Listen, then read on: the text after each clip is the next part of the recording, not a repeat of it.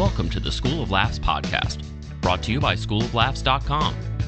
Whether you're an aspiring comedian, a part-time pro, or a speaker who wants to become funnier, this is the podcast for you. We'll break down tools, tips, and techniques to help you get bigger, better, and more bookable. And now, here's the show.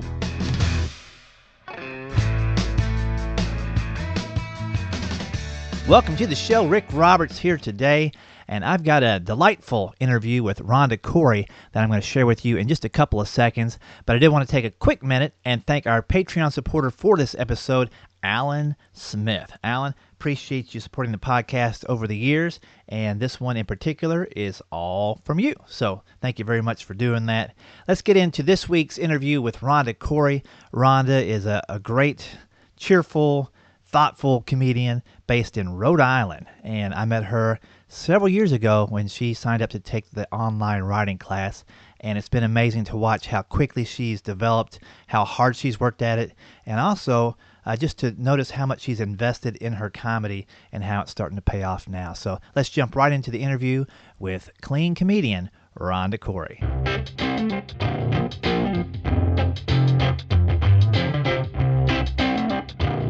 Rhonda Corey, what is going on? Hey, Rick Roberts. Hey, I know it's cold where you're at. It's a little chilly where I'm at, but it's been a pretty good year for you, pretty hot year, so I wanted to get you on the phone before I couldn't get a hold of you anymore. That's funny. That's funny. No, you've been doing a lot this year, and you know what's funny is I was trying to think of when we first started talking, and I looked back, and it was in October of 2014. First time that I can't remember if you called me or we talked over I know we talked over the phone because you were up in a neck of the woods where there wasn't a lot of open mics, and you were part of Take Two Ministries doing comedy, but you just didn't have a place to go to get it rolling, if I remember. Yeah, I didn't. It was, I was so green and so new to this, and I didn't know any other comics. I kind of started this in, like in the wilderness. For me, I started up with a woman speaker. Like that's how I started doing comedy, just totally different than everyone else. So, I called you when I found out about the Christian Comedian Association. I had no idea about it. And then I found out that you had an online course, and that was like saving grace to me. Yeah, that's right. We connected over that. And as soon as you started doing your homework and sending it in, I was like, uh-oh, this girl knows what she's doing. She's armed and dangerous. And you that's funny. You're really good at writing like really tight from the very beginning. And sometimes that can be the hardest part to convince somebody that you don't have to use every word in the dictionary before you get to the punchline. You were very efficient from the beginning. So I'll say this, it was fun reviewing your homework and getting it back to you because I didn't have to keep repeating the same advice over and over again. Oh, well, you were a good teacher, and the course was amazing because I really felt like when I looked at my material, my setups were so long. They were, they took like an hour, and then I'd get to the punchline. But, you taught me how to edit through your course and, just through our talk. So that was great. That was so helpful to me. And that showed me that, you don't set up for an hour and then hit your punchline. Yeah. What's funny is I think when most people start doing comedy, I mean, to be honest, most people kind of stumble into it, or they think they're going to try it, and they invite some friends to the first night and they have success. And then, they get to come back the next week and they think all of a sudden they have to write. I mean, right out of the gate, they're putting pressure on themselves to write a new 5 minutes. And they're like, 5 minutes, I've got to fill 5 minutes. So they make the setup 50 seconds and the punchline 10. And, really, I think when people first start, the open mics should say, you've got 1 minute, tell us 5 jokes, and just make you get it down. And then when you go from doing open mics to MC work, a lot of times you're used to doing 5 or 7 minute sets, and now you're doing 15, and then people start stretching again. And, it's always good to push yourself and put yourself in uncomfortable spots so you can get better. But I think comedy gets rushed just because people see a little bit of success. They think, I'll just triple this and fill up 15 minutes and just make my setups longer. And I don't know, it's just one of those traps that people fall into. But like you said, you had some jokes with some longer setups, and we started editing things down. But that gives you time to pause and relax and enjoy the laughter. And what I've noticed about your most recent sets that you posted and in your demo video is you have such economy of words that when you deliver the punchline, it's so natural and you can just take a breath in the crowd. Have you noticed how long your laughs are getting after your punchlines? Yeah, they definitely are longer, which is a really nice feeling. Yeah, it takes a lot of stress off of having to set up the next thing. And the punchlines, I've got to say, Rhonda, your misdirections are so strong that it's like a double laugh from the audience. Sometimes, like they laugh and they're like, "Oh, that's really funny." Yeah, some of them it takes a few minutes to figure out, like, oh, that's what she was saying. It depends on the audience, but yeah, it's pretty funny. Yeah, so I was going to kind of pick your brain a little bit. The last year or so, I've noticed, and you've been doing this for a while, but last year you attended one of the Clean Comedy Challenges. How many of those have you been to altogether first? Okay, so I think the first one I went to was actually in 2017. And the funny thing is I really never had a lot of stage time. And I was so upset, like, why am I not getting better? I need to get better. And I actually went back and I wrote down how many times I've been on stage, because I wasn't doing open mics. And I really didn't know about the open mics around here. I knew there were really not any super clean open mics, so to speak. So, I kind of shied away from that. But I had no stage time. I wrote it down. I'm like, well, there you go. This is the problem. So I had gone to, I think it was 2017. I went to my very first Clean Comedy Challenge. It was in Chicago. And Rick, I have to tell you, it was so amazing. I loved it. I learned so much. And you had to do a tight 3-minute set. I think you had to do 2 3-minute sets and then a 2-minute set. And then if you made it onto the finals, I think it was like a 4 or 5 or 6-minute set. I can't remember exactly.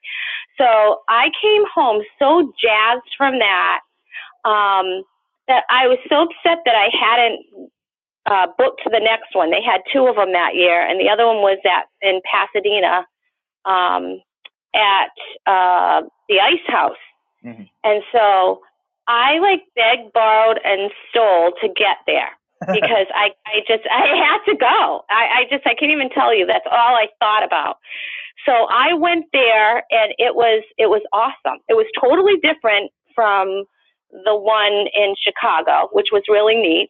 And I don't know, that really propelled me, I have to say. I mean, I think there's 3 major things that happened just to get me going. One was joining the CCA. The other was taking your course. And the third one was the Clean Comedy Challenge. And so then I went to, they had an online one that you could submit to Nashville for 2018. So I attended that one. I didn't place in any of these, by the way. And so that was it. I came back with a vengeance, and I was like, I need to do something.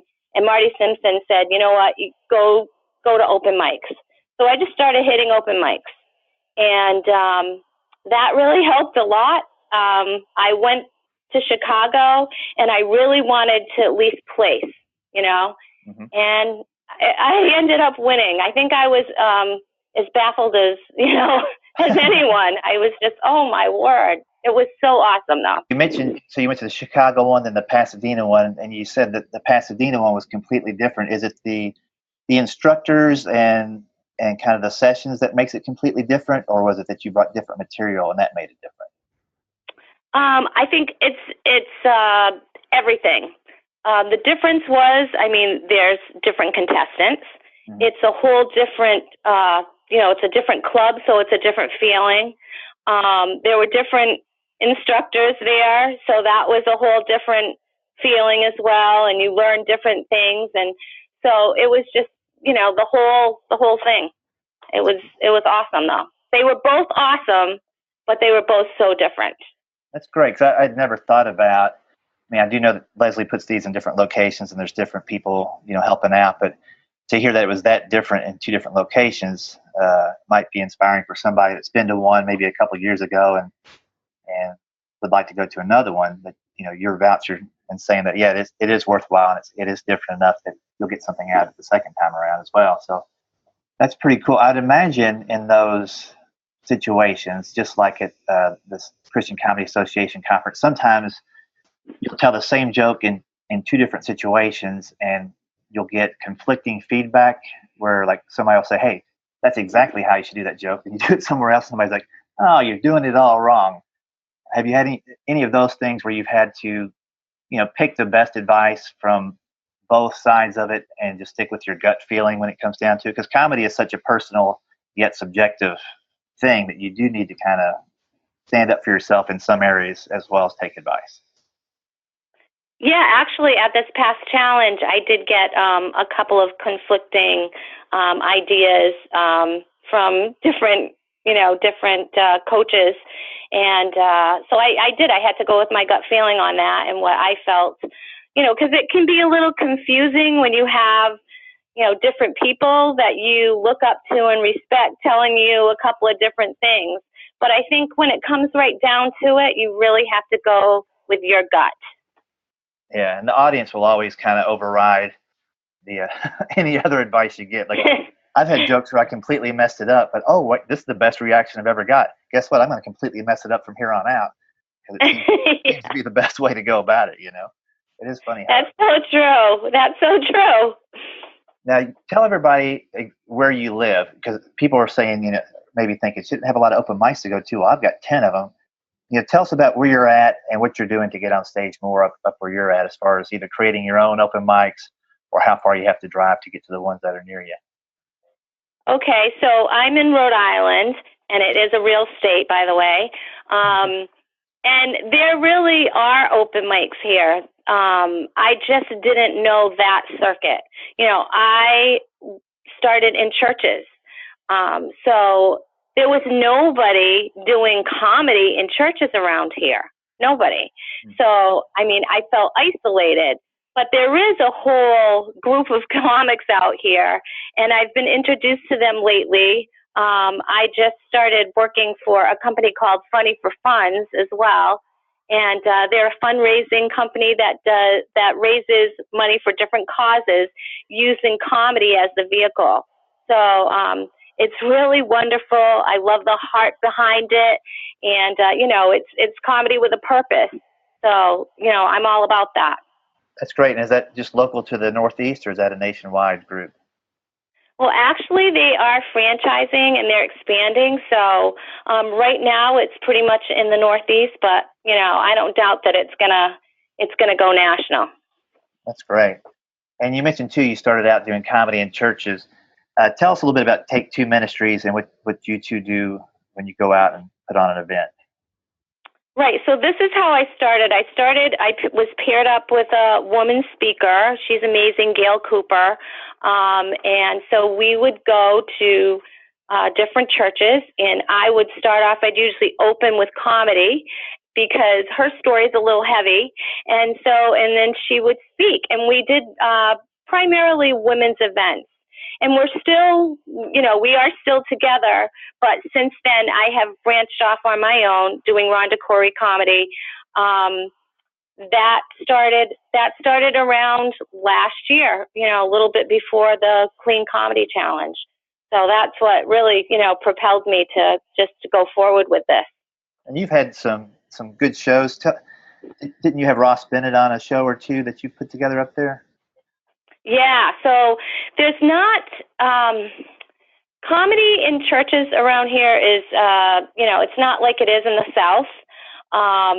So I'm trying to introduce comedy into this area, and I've been so fortunate to work with some amazing comics from the CCA, like Ross Bennett, like Joey Aiello, Al Smith, Sandy, Sandy Joy.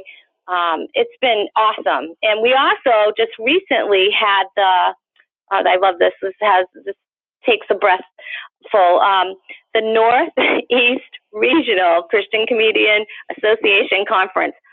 So I just lost all my time here. I just say NERCA, saying that. But thanks for spelling it out. NERCA. I just should have said NERCA because that's so much easier. Whatever.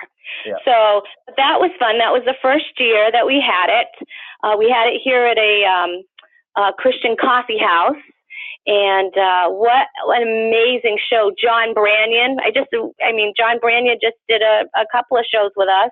So that was so cool. We ended up having 7 comics total on that show. And I'll tell you, what a showcase it was. It was great. It was great.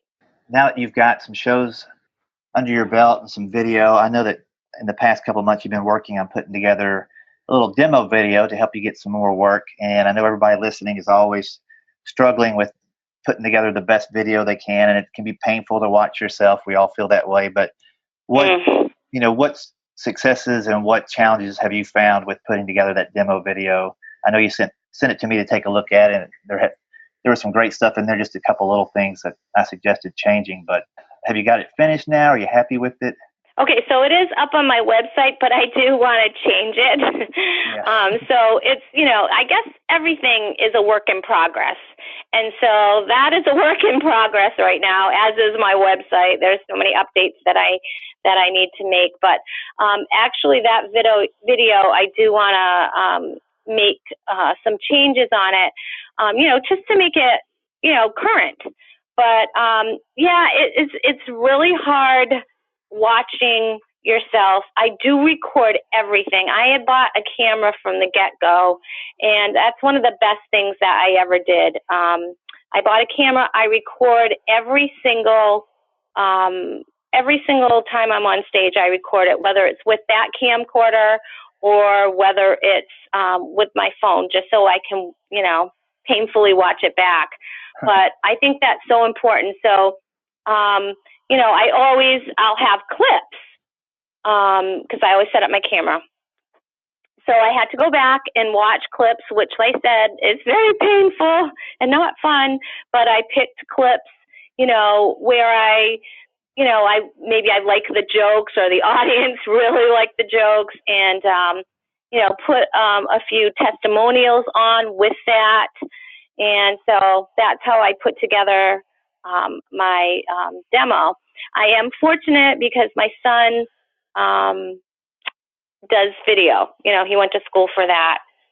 So, that was worth the $50,000, I think, of education to put together a video. Yeah. So he did help me, which I'm really glad. He helped me put that together. So that's helpful. But so like I said, I do need to update it, but I think it's important to have video and such on your website. So just so they can take a look at you. It's never the same as being in an audience, and because you don't get that same feeling, but just so they can get an idea of what it's like to have you on their stage. Right. And as much of the video about your show is important, sometimes just whoever's going to hire you, just seeing that the audience is there and the size of the audience, sometimes your best video comes in front of 10 people and you're like, I don't want to show that. But if you mix in some clips where you're in front of, you've done some conferences, like women's conferences, where there appears to be 300 or 400 people there sometimes. And it kind of shows them that you can work in any environment, and that you do work in big shows. And that's always kind of a little subtle thing you put into demo videos. These are the kind of shows that I want to be doing. So here's some clips from the shows that are like that, to kind of reinforce that to the potential buyer. Yeah, exactly. And you want to show them, like, for me, my whole thing is I'm a clean comic. I don't clean up my act when I do any show. That's how I work. I'm clean. I'm 100% clean 100% of the time. And so I want to show that on my videos. Mm-hmm. And the testimonials, like you mentioned, just having whoever hired you afterwards saying a few kind words about you, that's always nice. So you don't have to get on your own video and say, look at me, I'm the best. It's always good to have somebody else say, yeah, they rocked it. But I thought the demo was put together well. So, and I know you'd like to change it, but if people want to check out what you've put together for your demo, and I'll put my demo in a link too, they can go check it out. And we'll give your website links out here in a minute. But been a real busy year for you. I know 2019 is around the corner, and if you're like me, I'm trying to get the first quarter booked up solid, and so I can visually see some momentum going into the new year. Are there specific venues or people that you'd like to work with in 2019, or what are some of the goals you set out for next year? Well, some of the goals are I really want to bring, clean comedy into Rhode Island, into the Northeast, and into different churches. So right now that is where I'm marketing because I want to bring out, some of the headliners from the CCA to come out and work with. It's just, there's nothing, nothing's more fun than working with other comics. It's so much fun. I love it. I enjoy it. And, right now I don't have 45 minutes worth of time. So I actually, need to put on a great show. I need a headliner. Right. So, and it's good for both of us. That's great. Or three of us, Yeah. And sure. I mean, the first thing is if you have any warm leads, and what I mean by that is you might know someone who knows someone, a person that they know, so that helps. So that's how I've kind of gotten a few shows. But I am going out there. I have some marketing material that I'm actually sending out. I have, I'm promoting my clean comedy. And so I'm sending out some marketing materials, and I'm following up with phone calls, which is fun. It's not my favorite thing to do, but it's necessary because, no one's gonna knock on your door. Right. Yeah, a lot of the offstage, comedy is, once it's a full-time job, depending on how you run your business, and you're like me, we both do our own stuff basically. It's 99% of the work is off stage, and then the 1% doing the show is it's not even work when it gets there. That's like the release of all that stress and tension of getting the gig, getting to the gig, getting the gig set up. If you get to a point where you're getting a little stressed out about either bookings or new material, how do you kind of release tension when there's not a show to do maybe, and you feel like there should have been? I think, one of the things is, always looking back and see where you were and now seeing where you are. But the other thing is I think you need to create a support system, because sometimes we think that we're the only ones that are going through what we're going through, and that's not the truth. And I've been very fortunate to establish some amazing relationships with other comics that, I can call up and, just maybe cry on their shoulder or ask for some advice, or, they'll encourage me, and vice versa. There's nothing better than, encouraging someone else. So I think that's really important, is to have that support system, to have, to build those relationships, because there's nothing better than that. Can you give me the names or some backgrounds of some of the people that have helped you in tough times and in good times? Sure. I have a lot. I am so fortunate. I can't list all of my friends, but I will, because I have so many that I'm really fortunate to have. But, I can mention some of the mentors that I've had that I'm really, I'm so appreciative of. You, of course, are one of them. I know you don't like to take credit, but you have been one of my mentors. Lisa Mills, Kay Dodd, Marty Simpson, Sean Reynolds, and I have so many friends. I don't want to leave anybody out. I could just go on and on and on, but yeah. Well, those are good people, and I'm happy to be in the group with those folks, and and those folks can say they have Rhonda in their corner as well. So that's pretty cool. If they'll admit to it, we don't know. Well, Rhonda, could you give us your website address, and if you're active on any social media, let us know that, and I'll make sure to put those in the show notes too, so people who just listen to this can take a look at some of your videos and see what you're up to. Sure. My website is rhondacoreycomedy.com. That's RHONDA. And Facebook, Rhonda Corey Comedy. Instagram, Rhonda Corey Comedy. So, and I think I'm not a big Twitter person, but on Twitter, I think it's Rhonda Corey Co. That's all you can fit. All right. Well, I'll make sure to put those in the notes and let everybody know how to connect with you. Thanks again for joining us today, Rhonda. All right. Thanks, Rick. Well, there you go. Hope you enjoyed that interview with Rhonda Corey, a very insightful gal who is very thoughtful about the way she goes about developing her comedy, and it's great to see the impact she's having with that. No doubt more good things on the horizon for her, for sure. Thanks again to our Patreon supporter, Alan Smith. If you would like to consider sponsoring the podcast through a monthly donation, you can do that for as little as $2 a month. At $7 a month or more, you get involved with Club 52, and that will be an email in your inbox once a week, helping you get more specific and targeted with achieving your goals in comedy, whether it's through writing, performing, networking, or business tips. We're all covered in that Club 52 umbrella. So check that out online at schooloflaughs.com/Patreon. If you're in the Nashville area, I've got live classes coming up. It's been since June because the schedule has been busy for me, which is good and bad. Good for me, bad for the classes. But January typically slower, and I've got classes lined up for Mondays, January 7, 14, and 21. That's the writing class, in person, live. If you can't get to Nashville, there's courses available at schooloflaughs.com. You can check out online and do it at your own pace. But if you're in the Nashville area, why not meet up with some other great aspiring comedians, learn the craft live, and get feedback for your material live from other students as well as me. Again, January 7, 14, 21. To sign up for that, you can shoot me an email, schooloflaughs@gmail.com, and you can find out more about that at schooloflaughs.com. Thank you guys for hanging out. Happy Thanksgiving to you. Hopefully you're thankful for something, and maybe you thank someone for helping you out or doing what they have done for you during this kind month. Take care, stay safe, and stay funny. Thanks for listening to the School of Laughs podcast.